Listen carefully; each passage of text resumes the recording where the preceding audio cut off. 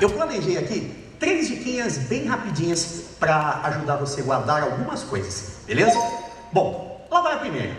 Aqui eu tenho as ondas sonoras produzidas por 2 instrumentos musicais, beleza?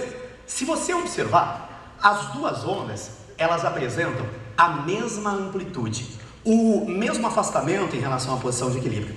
O que isso significa? Não existe um som mais forte, não existe um som mais fraco. Eles têm a mesma intensidade.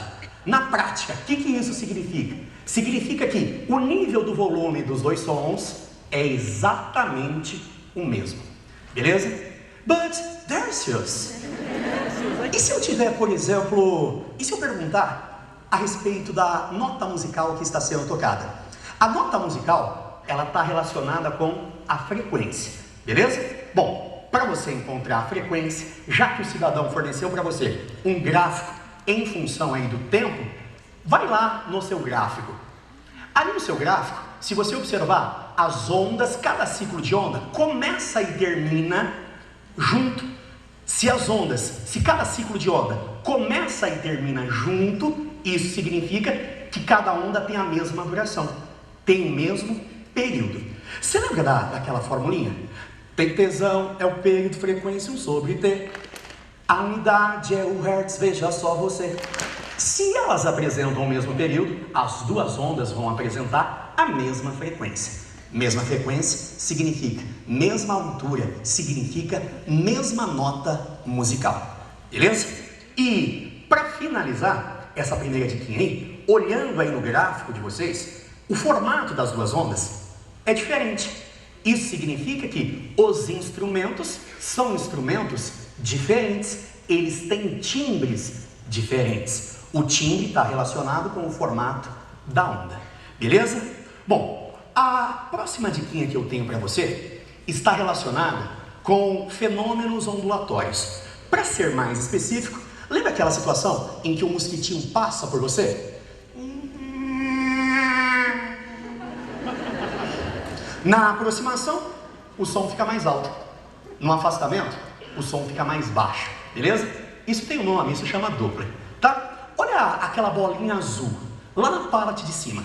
É ela quem está mandando a onda sonora pra gente, beleza? Quem manda a onda sonora pra gente é a fonte.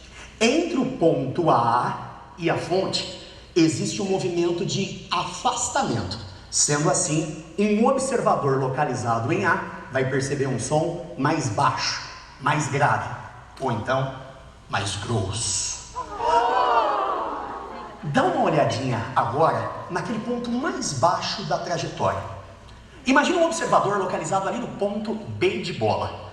Um observador localizado ali no ponto B de bola, ele vai estar se aproximando, a fonte sonora, que é a bolinha azul, vai estar se aproximando dele. E durante o movimento de aproximação, a frequência anotada pelo observador é maior.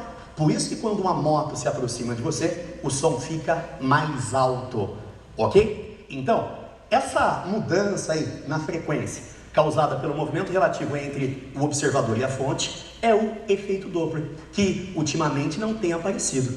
Tomara que apareça no ânus de vocês aí. E a próxima está relacionada com posição aparente de uma estrela. Sempre que falarem para você a respeito de posição aparente, a gente está querendo saber onde está localizada a imagem da estrela. Beleza? Eu desenhei, por exemplo, o Sol. Bom, à medida que o raio de luz vai se aproximando de camadas mais baixas da nossa atmosfera, o índice de refração do ar vai ficando cada vez maior. Lembrem, índice de refração é aquele ninho. À medida que o raio de luz vai penetrando na atmosfera, ele vai encontrando índices de refração cada vez maiores. Beleza? Chega ali no ponto de incidência. Perpendicularmente à superfície, desenha uma reta, não muito torta, não muito reta. Ok. Ao longo do ano a gente fez uma brincadeirinha. A gente dizia que o raio de luz era que nem a menina encontrou o N grandão, abre ou fecha as pernas? Que é o termo chulo para aproxima-se da reta normal. Gostei, hein? Tá bonitinho, tá bonitinho. Agora, se ele vai se aproximar em relação à reta normal, uma pessoa localizada ali na Terra acha que a luz sai de um ponto um pouco mais alto. Na verdade, aquilo não é o Sol, é a posição aparente do Sol, é a imagem do Sol.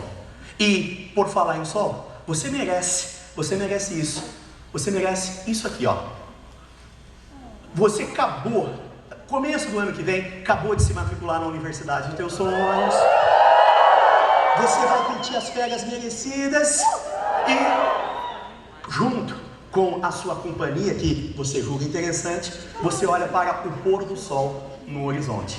Na verdade, aquilo que você está vendo não é o sol. Aquilo que você está vendo é a imagem do sol. O sol, ele já se pôs. Ele está um pouquinho mais abaixo. Devido ao fenômeno da refração, você consegue ver o pôr do sol por um intervalo de tempo um pouco maior.